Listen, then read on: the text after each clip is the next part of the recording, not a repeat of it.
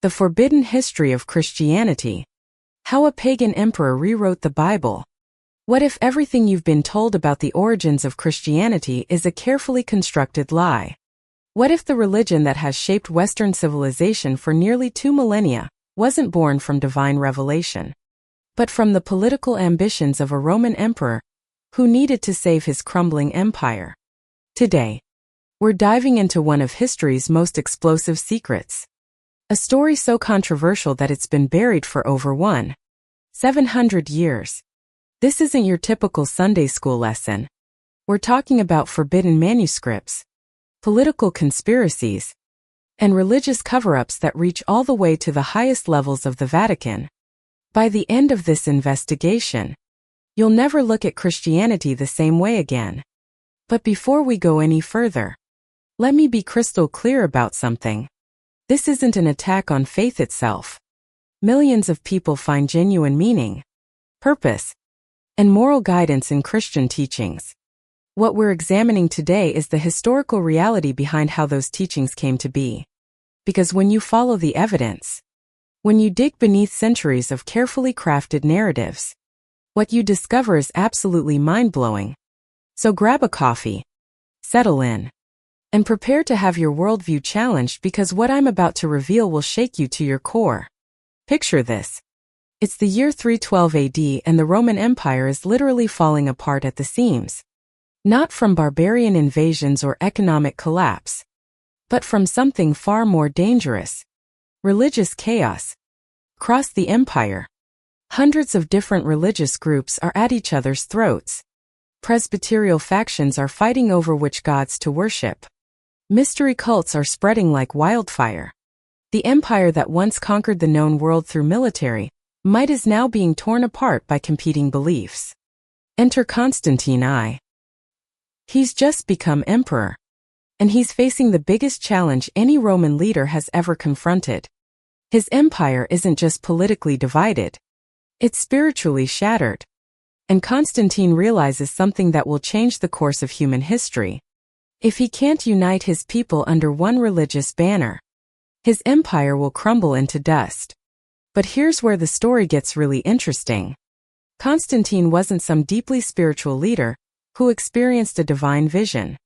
He was a calculating politician who understood that religion could be the ultimate tool of control. What he did next was nothing short of genius, and it involved the most audacious act of historical manipulation ever attempted. Now, I need you to understand something crucial. The Christianity you know today didn't exist in Constantine's time. Not even close. What existed was a chaotic mess of competing religious groups, each with their own sacred texts, their own deities, and their own version of the truth. Some worshipped Mitra, a Persian god who was supposedly born of a virgin and died for humanity's sins. Others followed Krishna, an Eastern savior figure whose name literally translates to Christ in Sanskrit. Still others adhered to Druidic traditions from the British Isles, worshipping a deity called Jesus. Sound familiar? It should, because Constantine was about to combine all of these into something completely new. The year is 325 AD and Constantine has just issued an unprecedented decree. He's calling together representatives from every religious faction in the empire for what he's calling the Council of Nika. This gathering in the city of Bithynia would become the most consequential religious meeting in human history. But it wasn't a spiritual awakening. It was a political power play of staggering proportions. Picture the scene. Nearly 300 religious leaders from across the empire converging on this ancient city, each carrying scrolls and texts representing their particular beliefs. They brought with them over 2,000 different religious documents. 2,000, each representing different gods, different saviors, different versions of divine truth. The diversity was staggering. The conflict was inevitable. These weren't refined theologians debating subtle points of doctrine. These were rough, often uneducated religious leaders representing the masses, teaching a wild mixture of legends, paradoxes, and competing beliefs. They'd been at war with each other for decades, sometimes literally. And now Constantine expected them to somehow agree on a single unified religion. The debates were fierce. Personal agendas clashed with cultural traditions. Eastern mysticism battled Western pragmatism. At one point, 53 different deities were actually put forward as candidates for the new unified religion. 53 Zeus was on the table. So was Mitra to Horus from Egypt. Krishna from India. Even local tribal gods that most of the empire had never heard of. But Constantine held the ultimate authority. And his decision would echo through history in ways that still shape our world today. After intense deliberation, he made a choice that was pure political genius. He decided to combine elements from multiple traditions. The British Druidic deity Jesus would be merged with the Eastern savior god Krishna. The result, Jesus Christ. A hybrid deity designed to appeal to both Western and Eastern factions of his empire. The vote was incredibly close. 161 presbyters approved the decision. 157 opposed it. That's right. The foundation of Christianity as we know it was decided by a margin of just 4 votes. 4 votes that would reshape human civilization. But Constantine wasn't finished. Creating a new deity was just the beginning. He needed a scripture to go with it. So he turned to his advisor with an instruction that would have profound consequences. Search through all these religious texts and take whatever is good from each one. Combine the best elements into a single book that will serve as the foundation for our new religion. This wasn't divine inspiration. This was religious engineering on a massive scale. Eusebius and his team of scribes began the monumental task of weaving together myths, legends, and teachings from dozens of different traditions. They borrowed the virgin birth narrative from Mithraism. They adapted resurrection stories from Egyptian mythology. They incorporated moral teachings from Greek philosophy. They even lifted entire passages from Hindu epics and Persian apocalyptic literature. The result was the first compilation of what would eventually become the New Testament. 50 beautifully crafted copies were produced and distributed throughout the empire. But here's the crucial point that most people don't understand. These weren't historical accounts of actual events. They were carefully constructed narratives designed to serve Constantine's political purposes, and it worked brilliantly. The new religion provided the unity Constantine desperately needed. Different factions could see elements of their own beliefs reflected in the new scripture. Eastern followers recognized Krishna-like qualities in the new Christ figure. Western adherents found familiar Druidic elements. The empire finally had a unifying force. But the story doesn't end there. Because what Constantine created was just the beginning.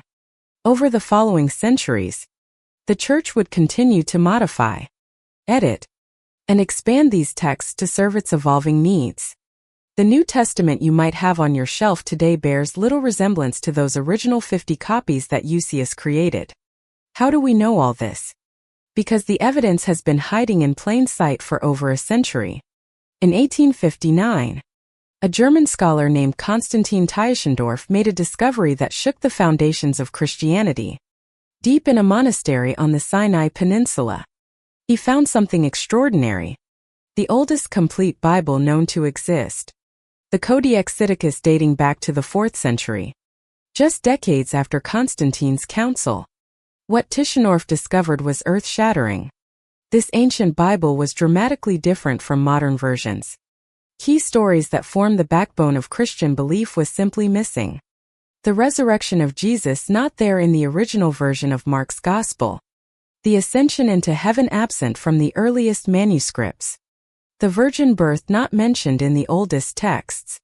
Even more shocking, Tischendorf found evidence of massive editorial changes. Over 14,000 alterations between the ancient manuscript and modern New Testaments. 14,000 entire passages had been added, removed, or completely rewritten. The Gospel of Luke had gained 10,000 additional words compared to its earliest version. 10,000 words that weren't there originally. This wasn't the work of scribal errors or innocent copying mistakes. These were deliberate. Systematic changes made over centuries to transform Constantine's political creation into what we recognize as modern Christianity. The Church had essentially rewritten its own history, backdating later editions to make them appear original and divinely inspired. But here's where it gets really disturbing. The Church knew about these changes. They've always known. In fact, they've been actively involved in covering them up for over a millennium. In 1198, Pope Innocent III established what became known as the Vatican Secret Archives, restricting access to early Christian documents. In 1562, Pope Pius IV created the Index of Forbidden Books, systematically suppressing or altering early church records that contradicted official doctrine. Think about the implications of this. We're talking about an institution that has shaped the beliefs of billions of people, influenced wars, determined moral codes, and claimed divine authority, all while knowing that its foundational texts were essentially fabricated for political purposes. The evidence keeps mounting. Modern scholars have identified direct parallels between New Testament stories and earlier religious traditions. The Sermon on the Mount contains passages that are virtually identical to earlier Greek philosophical texts. The parables attributed to Jesus mirror stories from Hindu epics that predate Christianity by centuries. Even Paul's letters considered foundational to Christian theology contain direct quotes from Greek and Roman philosophers presented as if they were original Christian insights. We're not talking about vague similarities or general themes. We're talking about word-for-word copying from earlier sources rebranded and presented as divine revelation. It's the most successful act of intellectual appropriation in human history. And the most remarkable part. The Church has quietly admitted to much of this. The Catholic Encyclopedia acknowledges that the Gospels were originally written anonymously, and only later attributed to specific apostles. It concedes that many foundational texts were heavily edited to align with evolving doctrine. These aren't accusations from hostile critics. These are admissions from the Church itself. So what does all this mean? It means that Christianity as it exists today is fundamentally different from what most believers think it is. Instead of being a divinely inspired religion, based on historical events, it's a sophisticated political construction that borrowed heavily from earlier traditions to create a unifying force for the Roman Empire. This doesn't necessarily invalidate the moral teachings, or the personal meaning that millions find in Christian faith. But it does raise profound questions about authority, truth, and the nature of religious belief itself. How can an institution claim divine authority when its foundational texts are demonstrably fabricated? What does it mean for moral guidance to be based on stories that were consciously constructed rather than divinely revealed? The rabbit hole goes even deeper than what I've shared today. We haven't even scratched the surface of how the Church systematically destroyed alternative texts, manufactured historical timelines, or created elaborate cover stories to hide the evidence of its origins. We haven't discussed the specific techniques used to backdate later writings, or the sophisticated methods employed to suppress dissenting voices throughout history. The deeper you dig into this historical deception, the more disturbing the picture becomes. Because what Constantine set in motion wasn't just the creation of a new religion. It was the beginning of one of history's most elaborate cover-ups. A systematic campaign to erase evidence and rewrite the past that continues to this day. Let me take you back to that pivotal moment at the Council of Nicaea, when those presbyters voted to create this hybrid deity. They weren't just making a theological decision. They were participating in what would become the greatest literary fraud in human history. Because once Constantine had his unified God, he needed stories to go with it. Epic stories. Miraculous stories. Stories that would capture imaginations and inspire devotion across his vast empire. This is where Eusebius comes back into our story. Constantine's chief advisor wasn't just tasked with compiling existing religious texts. He was essentially commissioned to create a religious bestseller from scratch. Think of him as history's first ghostwriter. Except instead of writing for a celebrity, he was crafting the biography of a god. The process was methodical and calculated. Eusebius and his team of scribes had access to the greatest library of religious literature ever assembled. They had creation myths from Egypt, hero stories from Greece, prophecies from Persia, philosophical treatises from India. It was like having access to Netflix, Amazon Prime, and Disney Plus all at once. Except instead of binge watching, they were cherry-picking the best elements to create the ultimate religious narrative. Consider how they constructed the nativity story. They took the virgin birth concept straight from where the god Mitra was born from a rock to a virgin mother. They borrowed the star-following shepherds from Persian astronomical traditions. The three wise men. That's lifted directly from Zoroastrian prophecy about Magi, who would recognize a divine king. Even the December 25th birth date wasn't original. It was already the established birthday of Sol Invictus, the unconquered sun god that Constantine had previously favored. But here's where it gets really clever. They didn't just copy these elements wholesale. They adapted them, refined them, made them fit together into a coherent narrative that would appeal to people from completely different cultural backgrounds. A Roman citizen could hear echoes of their familiar mystery religions. A Greek philosopher could recognize moral teachings that resonated with their intellectual traditions. An Egyptian could see familiar themes of death and resurrection. It was religious marketing at its most sophisticated. The resurrection story is perhaps the most telling example of this creative borrowing. The concept of a god dying and rising again wasn't new. Osiris had been doing it in Egypt for millennia. Dionysus had his own resurrection mythology in Greece. What Eusebius did was take these familiar themes and craft them into something that felt both ancient and immediate, both mystical and relatable. They even borrowed the crucifixion narrative. Cruel punishment. Yes. But the affixion was a Roman idea of a divine figure suffering on a cross for humanity's redemption was already present in various forms across multiple traditions. The genius was in the way they combined these elements with the political reality of Roman justice, making the story feel historically grounded, while maintaining its mythological power. Now, you might be thinking, surely some people at the time recognized what was happening.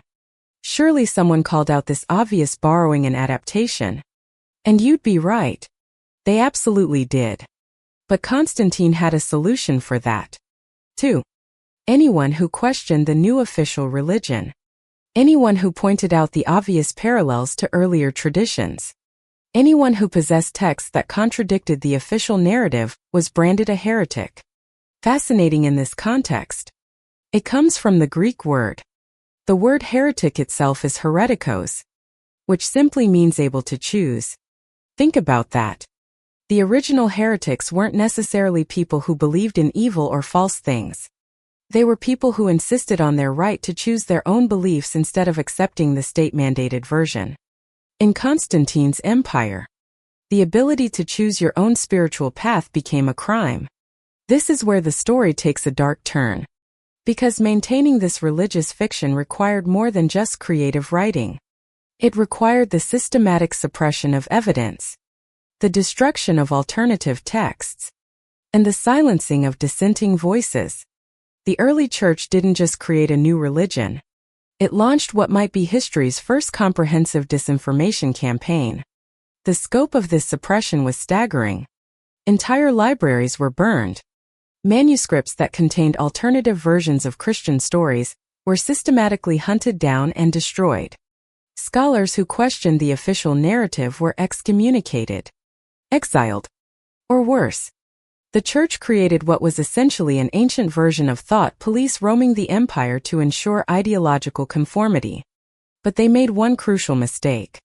They were so focused on destroying texts that contradicted their narrative that they didn't always think about preserving the evidence of their own fabrication. Some of the original material survived, hidden away in remote monasteries, forgotten in dusty archives, buried beneath centuries of accumulated manuscripts. This brings us to one of the most shocking discoveries in modern biblical scholarship. When Der Tichenor found that ancient Bible at St. Catherine's Monastery, he wasn't just discovering an old book. He was uncovering the smoking gun that proved centuries of deliberate deception. The Codex Sinaiticus wasn't just different from modern Bibles in minor ways. It was fundamentally different in its most crucial elements. The Gospel of Mark, which most scholars consider the earliest gospel, originally ended with the women finding an empty tomb and running away in fear. That's it. No resurrection appearances. No Great Commission. No triumphant ending. Just confusion and terror. Everything that Christians today consider essential to the Easter story, the very foundation of their faith, was added later. We're not talking about subtle theological differences. We're talking about the complete absence of what are now considered the most important events in human history. The implications of this are staggering. If the resurrection appearances were later additions, if the ascension into heaven was a fabrication, if even the virgin birth was a retrofit, then what exactly was original to the story? What, if anything, was based on actual historical events rather than creative religious fiction? Modern textual analysis has revealed the layers of editing like an archaeological dig. Through literature, scholars can now identify different editorial hands, trace the evolution of stories across centuries, and pinpoint exactly when specific passages were inserted into the text. It's like having a time-lapse video of how a religion was constructed piece by piece. Take the Gospel of Luke for instance. The version we have today contains roughly 10,000 more words than the earliest manuscripts. 10,000 words that were added over centuries to flesh out the story to answer theological questions that later generations found important to align the narrative with evolving church doctrine. It's the literary equivalent of a director's cut. Except the additions were presented as having been there all along. The most disturbing part of this process was how seamlessly the church integrated these fabrications into its official doctrine. They didn't just add new stories and admit they were new. They backdated them, claimed they had always been part of the original revelation, and declared anyone who questioned their authenticity to be a heretic or a fool. This wasn't accidental. It wasn't the result of innocent copying errors or natural textual evolution. It was a deliberate systematic campaign to rewrite history in real time. The church was essentially practicing what we would now call historical revisionism on a massive scale. Except they were doing it to their own foundational documents. The techniques they used were sophisticated for their time. They would create multiple copies of edited texts and distribute them widely, while simultaneously seeking out and destroying older versions that contradicted the new narrative. They established scriptorums, essentially ancient publishing houses that specialized in producing standardized versions of approved texts, while suppressing variants. They also developed elaborate authentication systems, creating false provenance for their fabricated texts. They would attribute writings to famous apostles who had died centuries earlier, forge letters from early church fathers, and even create entirely fictional historical figures to serve as witnesses to events that never happened. But perhaps most cleverly, they turned their critics' arguments against them. When scholars pointed out obvious parallels between Christian stories and earlier pagan myths, the church claimed this was actually evidence of divine foreshadowing. God, they argued, had planted these similar stories in earlier cultures to prepare humanity for the true revelation that would come later. It was a brilliant rhetorical move that transformed evidence of borrowing into proof of divine planning. This strategy worked so well that it persisted for over a millennium. Even when Renaissance scholars began noticing the obvious parallels between Christianity and earlier religions, the church's explanation was so entrenched that most people accepted it without question. The idea that earlier myths were pale shadows of Christian truth became orthodox doctrine taught in universities and preached from pulpits across Europe. Meanwhile, the church continued its campaign of historical manipulation. They established institutions specifically designed to control information flow and suppress inconvenient evidence. The Vatican's secret archives, created in the late 12th century, became a repository for documents too sensitive for public viewing. The Index of Forbidden Books, established in the 16th century, systematically censored materials that contradicted church teachings. These weren't defensive measures designed to protect legitimate religious doctrine. They were offensive operations aimed at maintaining a carefully constructed historical fiction. The church wasn't just interpreting evidence in their favor. They were actively hiding evidence that contradicted their narrative and manufacturing evidence that supported it. The scope of this deception becomes clear when you realize how much of early Christian history has been lost or altered. We have almost no independent contemporary accounts of the events described in the Gospels. No Roman historians mention the miraculous events that supposedly drew crowds of thousands. No Jewish sources record the trial and execution that allegedly caused an earthquake and darkened the sky. It's as if the most important events in human history happened in a complete historical vacuum. This absence of contemporary evidence isn't an accident. It's the result of centuries of systematic suppression and fabrication. The church didn't just fail to preserve alternative accounts. They actively sought them out and destroyed them while simultaneously creating false historical records to fill the gaps in their narrative. The result is that what most people think they know about early Christian history is actually a carefully constructed illusion, maintained through centuries of institutional deception and intellectual manipulation. The real story of how Christianity began is far more complex, far more political, and far more deliberately fabricated than most believers could ever imagine. The web of deception goes even deeper when you examine how the church manipulated its own early history. They didn't just fabricate religious texts. They manufactured an entire historical timeline complete with fictional characters, backdated documents, and elaborate cover stories that would make a modern intelligence agency jealous. Let me paint you a picture of how sophisticated this operation really was. The church created what historians now call retroactive authentication. They would write documents centuries after the supposed events, then appear ancient and authoritative. They use elaborate techniques to make them developed methods for aging parchment, created artificial wear patterns on manuscripts, and even invented entire biographical details for fictional early church leaders. Take the figure of Paul the Apostle, for instance. Modern scholarship has revealed something absolutely shocking about those famous epistles that form the backbone of Christian theology. Many of them weren't written by Paul at all. They were actually adaptations of existing philosophical works, particularly the writings of Apollonius of Tyana, a wandering Greek philosopher who lived in the 1st century. Apollonius was a real historical figure, well documented by multiple independent sources. He traveled throughout the Roman Empire, teaching a form of reformed Pythagorean philosophy, performing what his followers considered miraculous healings, and attracting large crowds with his charismatic speaking style. Sound familiar? Should. Because his biographical details were systematically borrowed and retrofitted to create the Apostle Paul. The church took Apollonius's genuine letters, which dealt with philosophical and ethical questions, and simply rebranded them as Christian epistles. They changed references to Greek philosophical concepts into Christian theological terms. They replaced Apollonius's discussions of Pythagorean number mysticism with Christian symbolism. They transformed his ethical teachings about virtue and wisdom into doctrines about faith and salvation. This wasn't subtle adaptation. This was wholesale intellectual theft on a massive scale. Entire passages from Apollonius's authentic writings appear word for word in what are now considered foundational Christian texts. The famous passage about love in 1 Corinthians that's lifted directly from Apollonius's letter to the philosophers of Ephesus.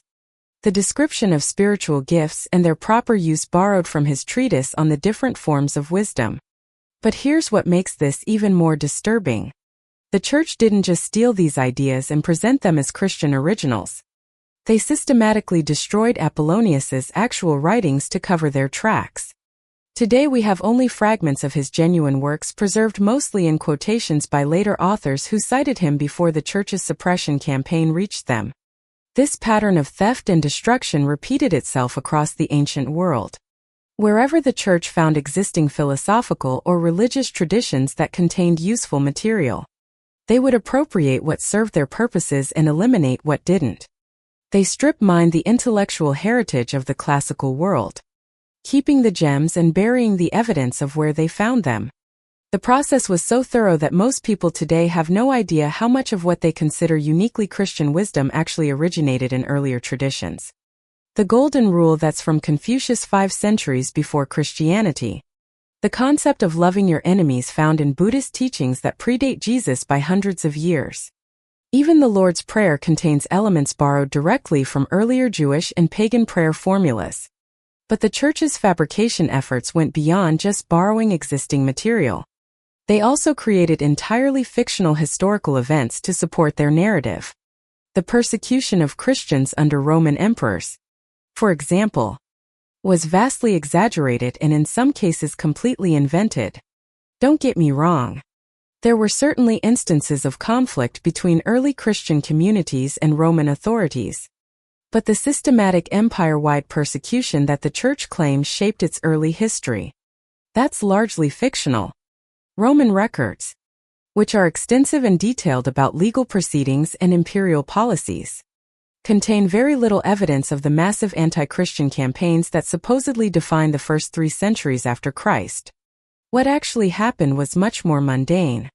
Early Christian groups were occasionally prosecuted for specific crimes like tax evasion, disturbing the peace, or refusing to participate in civic duties.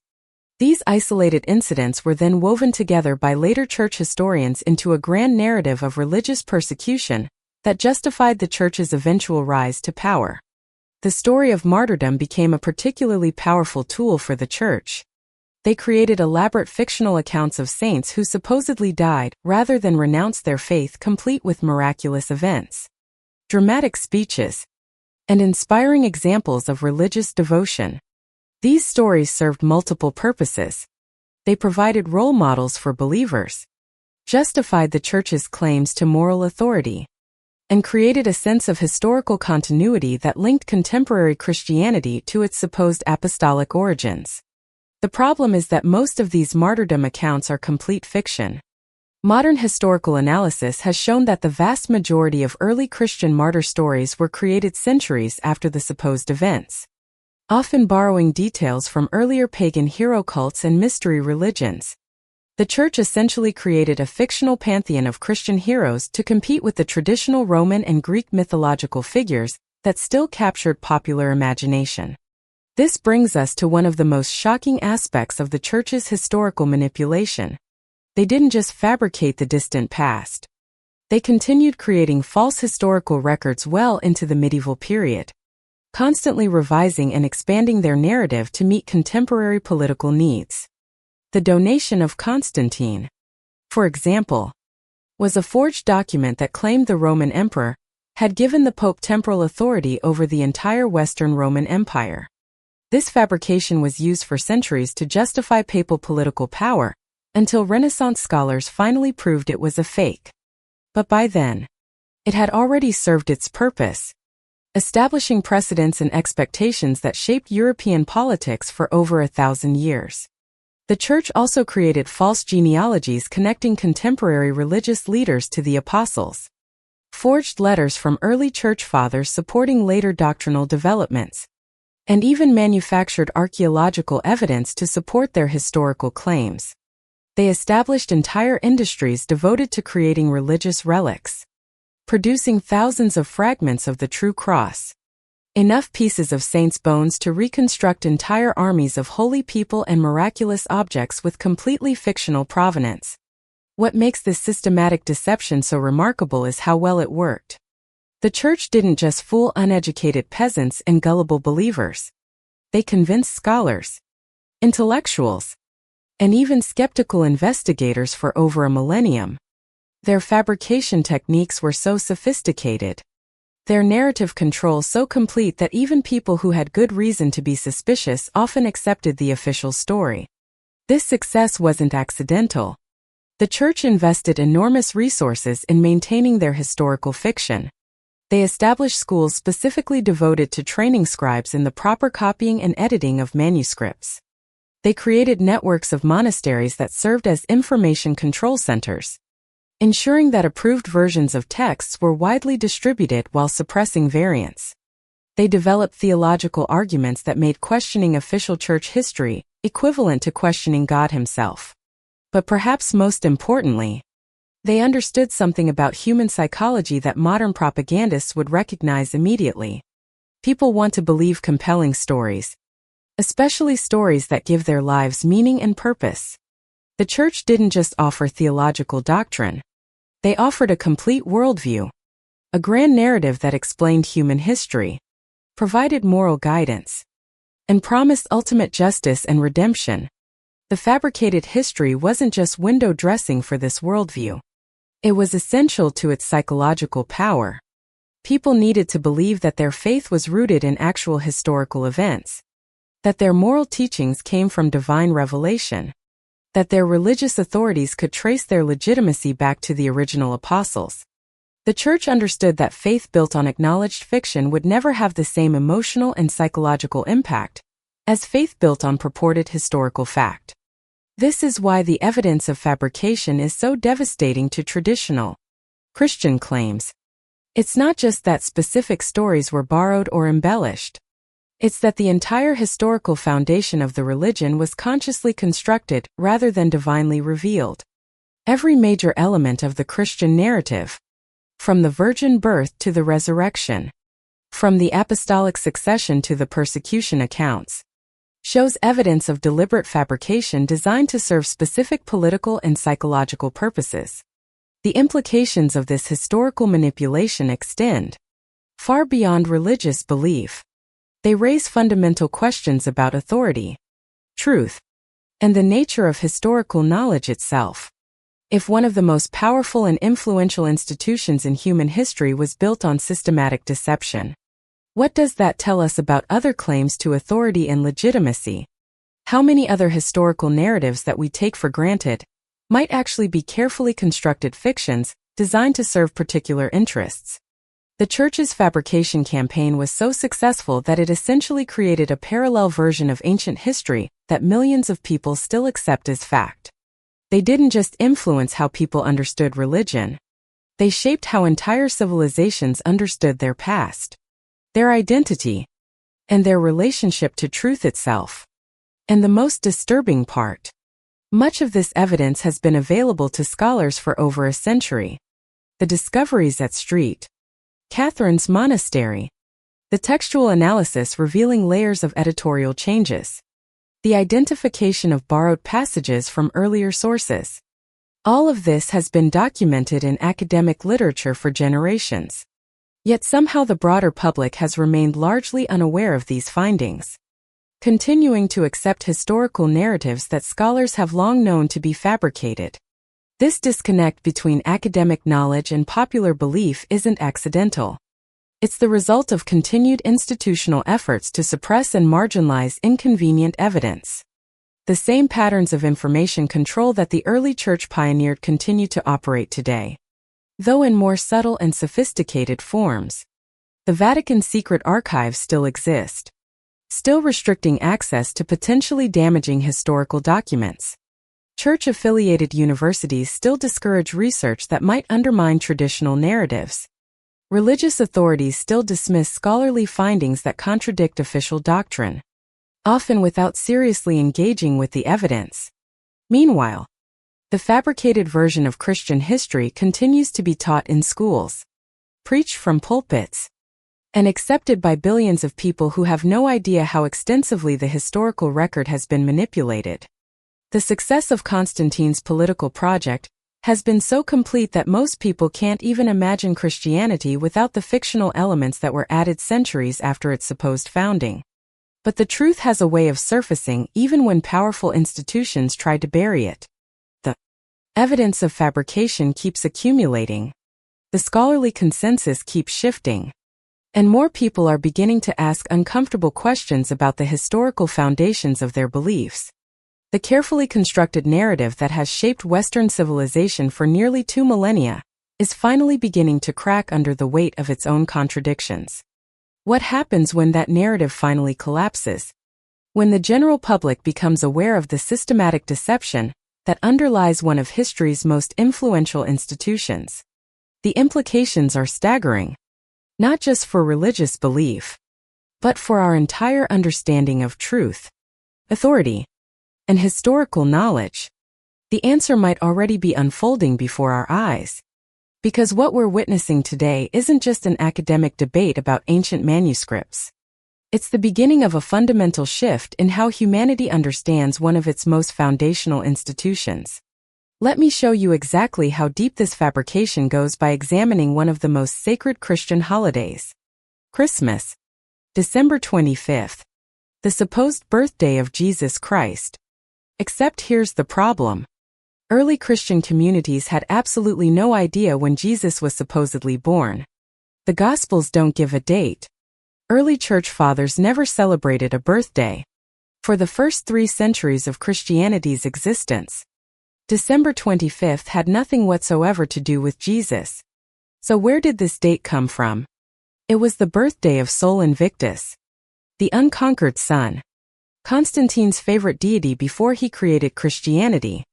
December 25th was already the most important religious holiday in the Roman Empire, marking the winter solstice when the sun began its return to strength.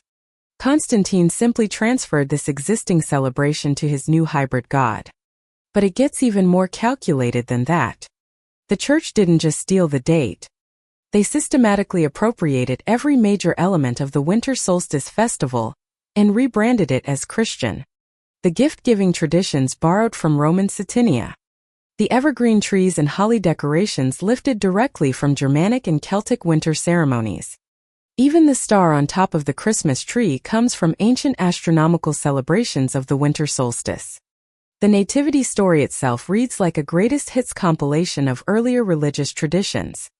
The star announcing a divine birth. That's straight from Persian astrology, where celestial events routinely announce the arrival of important figures. The 3 wise men following the star. Those are the Zoroastrian magi. Religious figures who were already established in Persian tradition centuries before Christianity existed. The shepherds receiving angelic announcements. That narrative appears in multiple earlier traditions, from a Roman pastoral poetry to Egyptian religious texts about divine messengers appearing to humble workers. Even the manger birth in a stable was borrowed from existing stories about gods being born in humble circumstances to demonstrate their connection to common people. What Eusebius and his team did was essentially create a religious remix, taking familiar elements that would resonate with people across the empire and weaving them into a coherent narrative that felt both new and ancient at the same time. It was storytelling as political engineering, designed to give Constantine's subjects something they could embrace without completely abandoning their existing cultural traditions. The Easter story follows the same pattern. The resurrection narrative that forms the absolute core of Christian belief. It's a direct adaptation of mystery religion themes that were already popular throughout the Mediterranean. Dionysus died and was reborn. Osiris was murdered and resurrected. Mitra conquered death and ascended to heaven. These weren't obscure beliefs. They were mainstream religious ideas that millions of people already accepted as spiritual truth. What the church did was take these familiar resurrection themes and give them a specific historical setting complete with named characters, geographic locations, and detailed chronologies. Instead of mythological time, they placed the story in recent history. Instead of supernatural realms, they set it in recognizable places like Jerusalem and Galilee. This gave the borrowed narrative a sense of historical authenticity that the older myths lacked. But here's where the deception becomes truly sophisticated. The church didn't just borrow these resurrection stories and present them as Christian originals.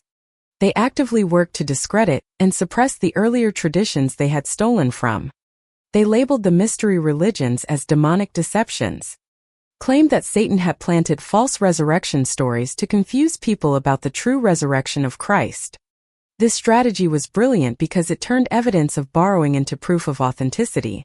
When critics pointed out obvious parallels between Christian stories and earlier pagan myths, the church could claim this was actually Satan's attempt to undermine Christianity by creating counterfeit versions of true events.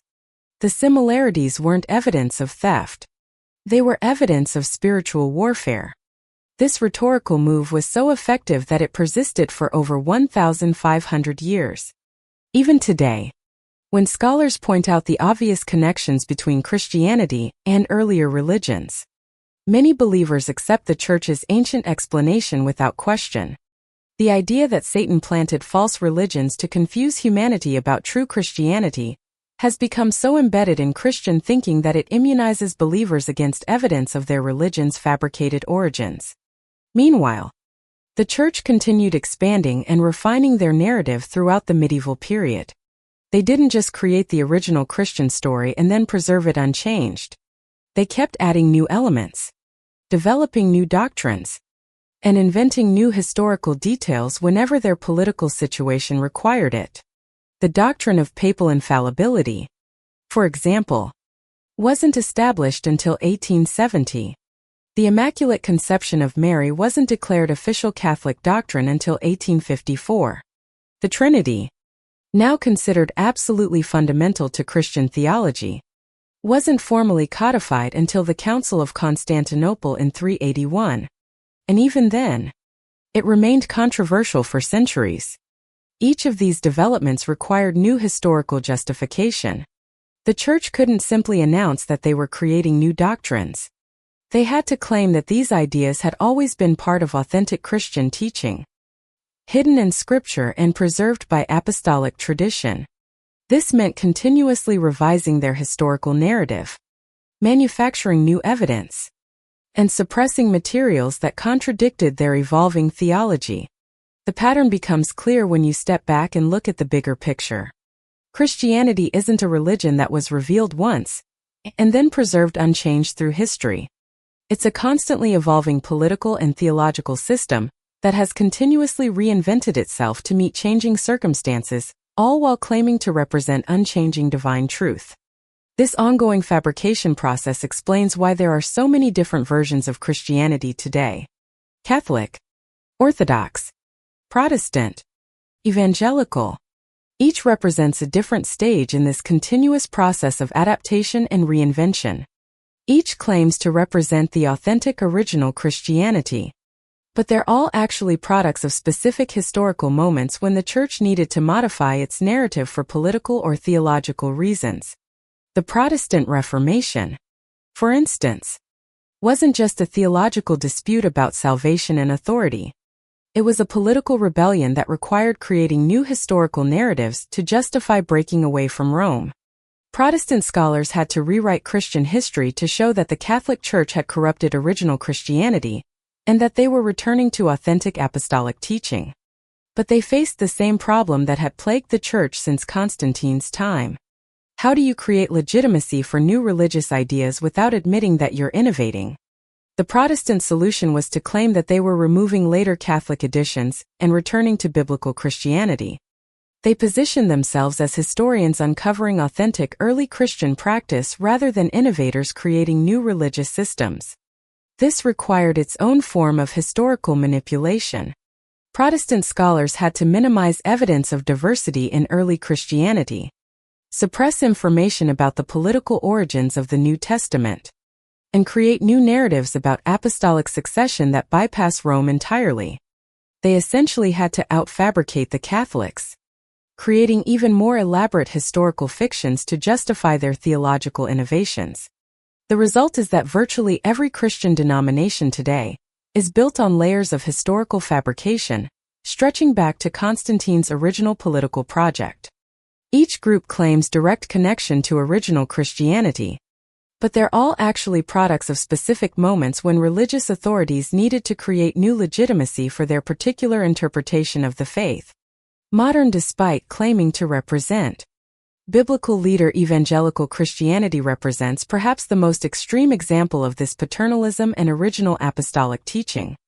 Evangelical theology is actually a relatively recent invention developed primarily in 19th and 20th century America to address specific cultural and political challenges.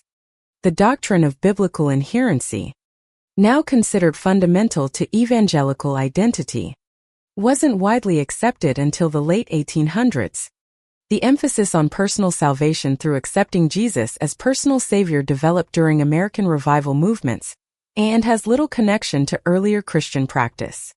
Even the evangelical interpretation of biblical prophecy with its focus on end-time scenarios and the rapture was largely invented by 19th century theologians like John Nelson Darby and popularized through institutions like Dallas Theological Seminary. Yet evangelical leaders present these relatively recent innovations as if they represent authentic first-century Christianity unchanged since the time of the apostles. They've essentially created their own version of the same historical fiction that has characterized Christianity since Constantine, complete with manufactured connections to ancient practice and suppression of evidence that contradicts their narrative. This pattern of continuous fabrication and historical revision explains why biblical scholarship has had so little impact on popular Christian belief. It's not that the evidence for fabrication is weak or controversial among experts. The scholarly consensus about the constructed nature of Christian origins is actually quite strong and has been building for over two centuries. The problem: this evidence would require admitting that the entire institutional structure of Christianity is built on systematic deception. Church leaders, seminary professors, and religious authorities would have to confess that they've been teaching historical narratives they know to be false. The financial, social, and psychological costs of such honesty would be catastrophic for religious institutions. So instead, they've developed sophisticated strategies for compartmentalizing scholarly knowledge and popular belief.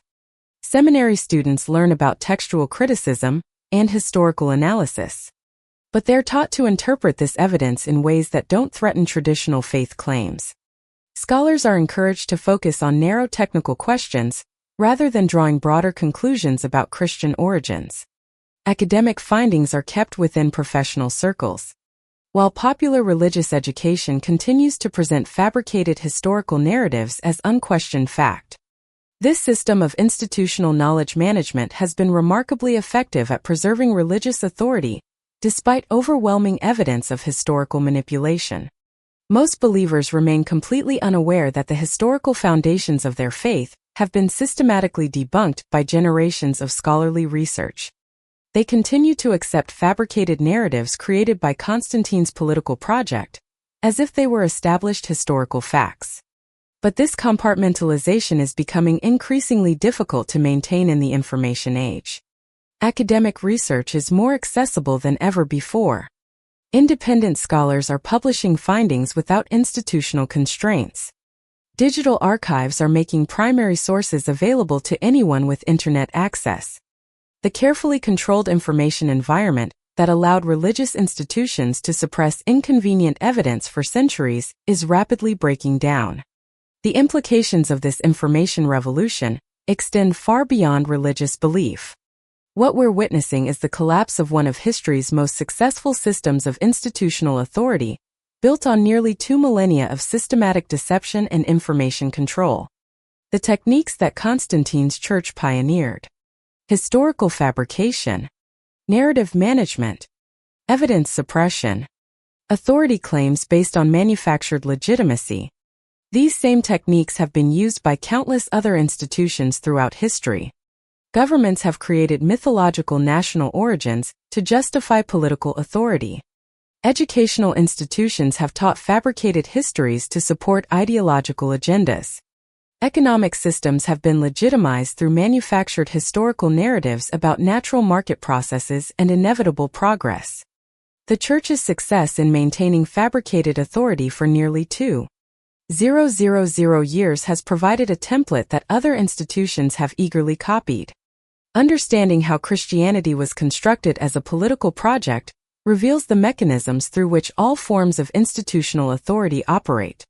It shows how powerful groups create legitimacy through historical manipulation, how they suppress dissenting voices, how they manage information flow to maintain control over popular belief, and how they adapt their narratives to meet changing circumstances while claiming to represent unchanging truth. The evidence that Christianity was fabricated by Constantine for political purposes isn't just important for understanding religious history. It's a you understand the interests when case study in how institutional power operates. How authority people can be systematically deceived by those who claim to act in their best is manufactured and maintained, and how ordinary techniques that were used to create and maintain the Christian historical fiction. You begin to recognize similar patterns everywhere. Political movements that claim ancient legitimacy for recent innovations, Economic theories presented as natural laws rather than ideological constructs. Educational curricula that teach manufactured narratives while suppressing contrary evidence. Media narratives that shape public opinion through selective presentation of information. The same psychological mechanisms that allowed the church to convince billions of people to accept fabricated history continue to operate in modern institutional contexts. People still want compelling narratives that give their lives meaning and purpose. They still prefer simple explanations to complex realities. They still tend to trust authority figures who claim special knowledge or divine sanction.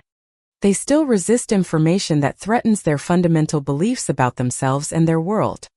This is why the evidence about Christianity's fabricated origins is so threatening to religious institutions, and why it has profound implications that extend far beyond theological debate. It reveals the fundamental mechanisms through which institutional authority operates in human society. It shows how easily even sophisticated populations can be manipulated through systematic deception and information control. And it demonstrates that institutions we consider most trustworthy and legitimate may actually be built on foundations of deliberate fraud. The question facing us now isn't just whether Christianity is historically accurate. The question is, what happens to human civilization when one of its foundational institutional models is revealed to be based on systematic deception?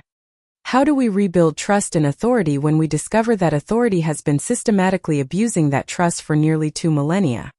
How do we distinguish between legitimate and illegitimate claims to institutional power when one of our most trusted institutions turns out to be built on fabrication? These aren't just academic questions.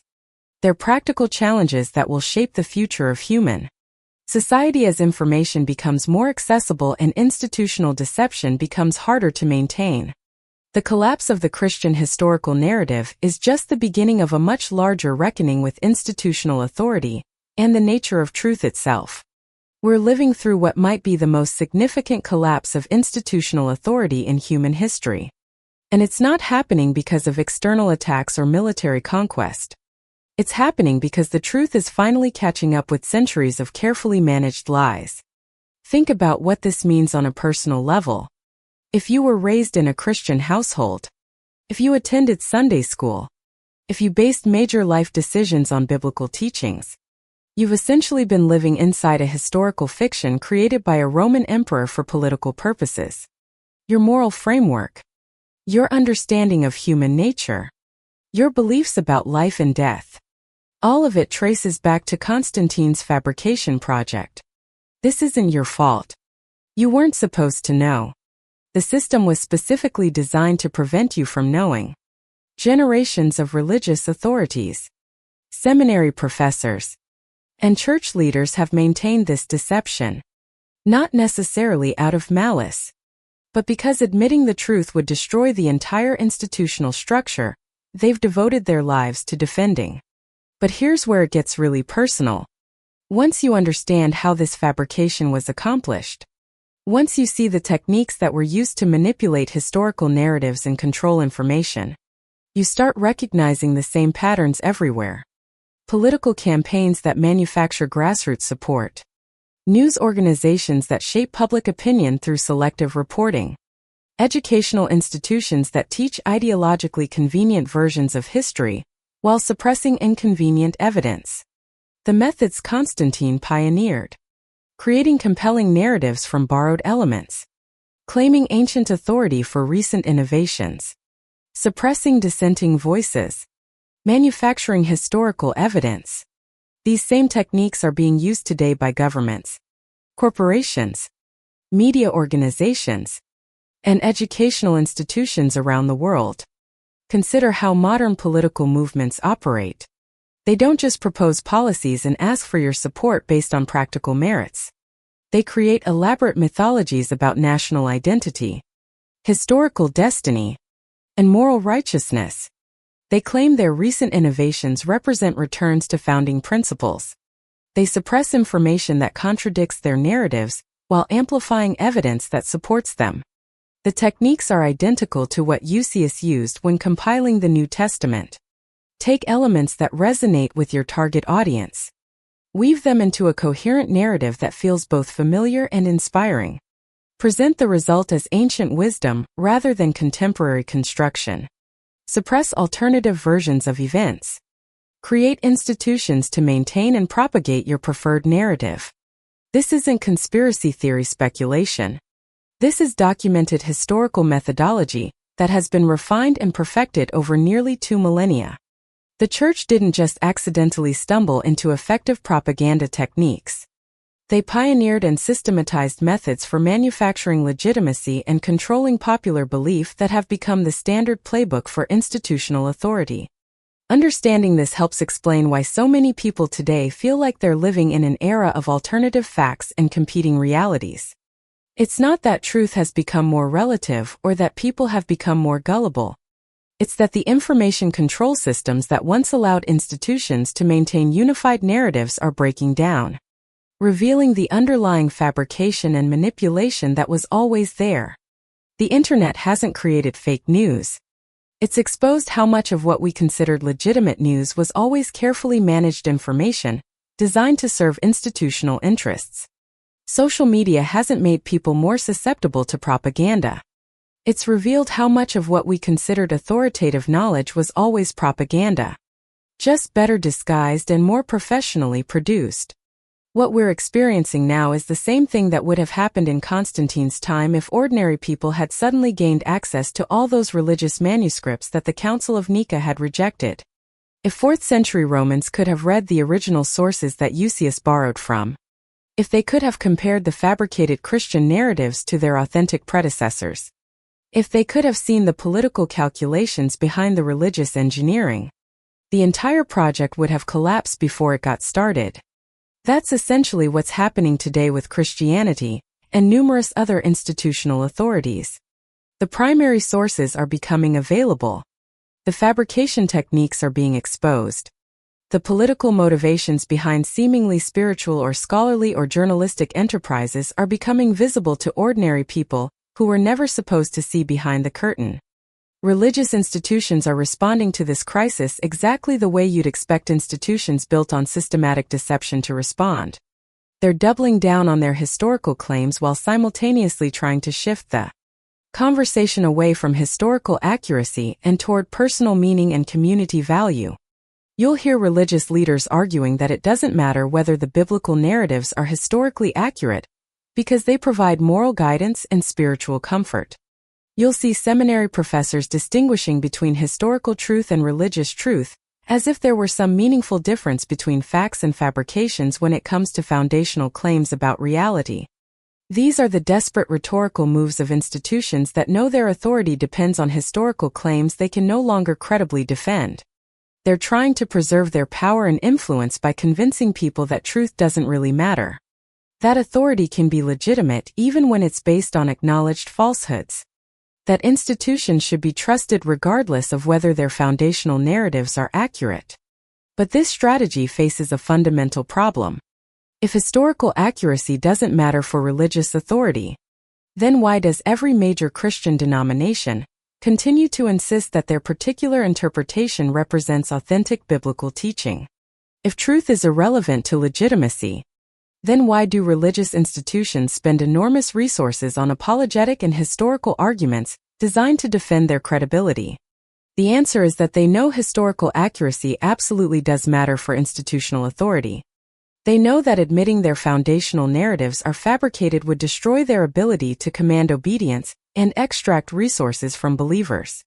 They're trying to have it both ways, claiming that truth doesn't matter while simultaneously insisting that their version of events is true.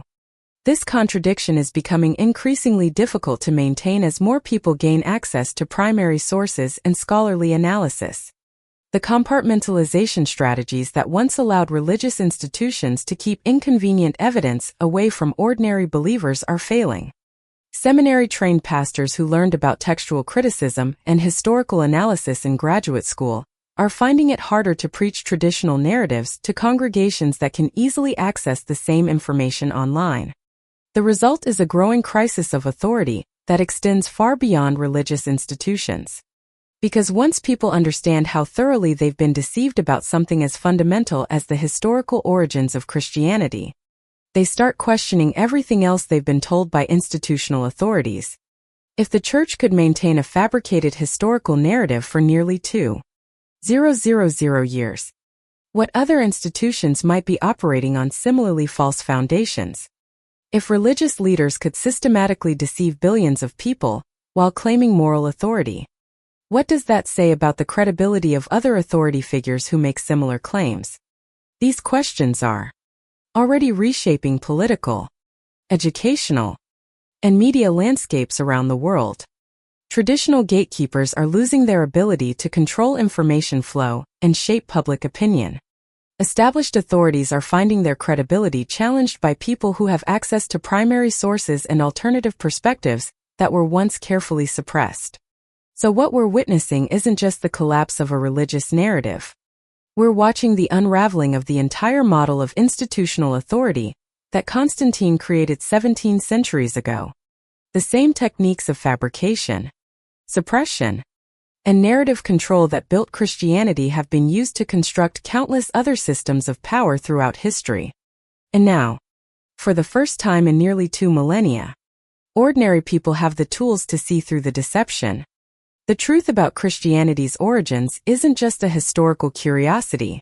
It's a masterclass in how institutional power really works, how authority is manufactured, and how easily entire civilizations can be built on carefully constructed lies.